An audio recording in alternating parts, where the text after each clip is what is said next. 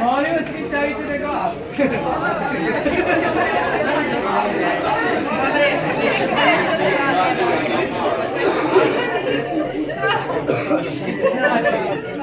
Reforma, svetak, srednja škola, 3, 4, sad!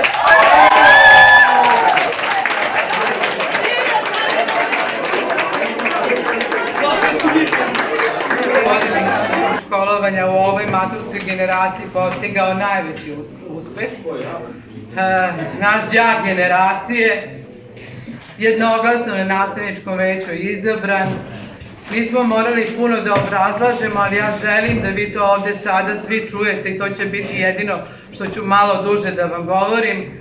To je naš Nikola Ančin.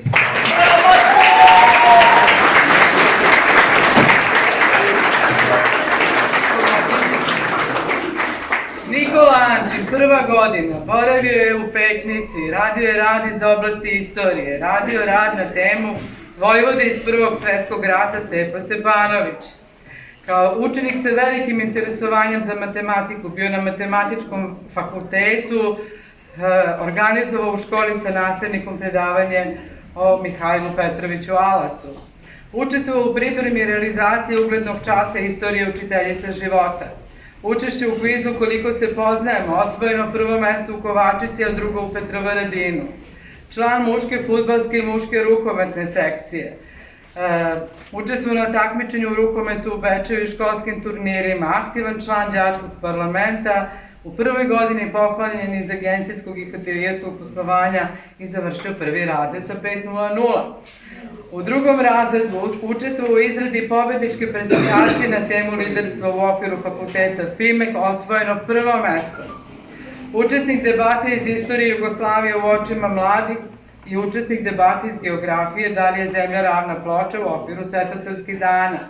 Izrada prezentacije i predavanja povodom Dana državnosti i Dana primirja u Prvom svetskom ratu. Član muške fudbalske sekcije, učestvuje na turnirima u Žablju, školskim turnirima. Kao učenik istekao se svojom aktivnošću na časovima agencijskog i hotelijerskog poslovanja u Krupnju na profesionalnoj praksi. Zbog izuzetnog zalaganja u akciji sakupljanja čepova, nagrađen je od ekološke sekcije, bio na izletu u Sremskim Karlovcima. Radio je matematiku od drugog razreda, radio je matematiku po IOP-u 3, znači to je program za učenike koji imaju izuzetne sklonosti za neki predmet, ovde je to bila matematika. Aktivan đak đačkog parlamenta, uspeh naravno na kraju drugog razreda, odličan 5.00. Treći razred, učesnik predavanja povodom Dana primirja u Prvom svetskom ratu, prvo mesto na konkursu etičke dileme organizacije dostignuća mladih u oblasti poslovne etike. Njegov rad je zauzeo prvo mesto u celoj Srbiji. Moram da kažem da sad izlazi počasni broj tog časopisa, zvali su nas iz Beograda, da će ga sada objaviti jer je zaista jedan izuzetno kvalitetan rad. Držao je predavanje na temu atentat u Marselju u okviru Svetosavskih dana, učestvovao na tribini Zdrave i iskrene u organizaciji profesorke Nede Đurice, član muške fudbalske sekcije, učestvovao na turnirima u Titeru, Žablju, član istorijske sekcije, pohvaljen iz srpskog jezika, matematike, finansijskog poslovanja i dalje radi matematiku po IOP-u 3.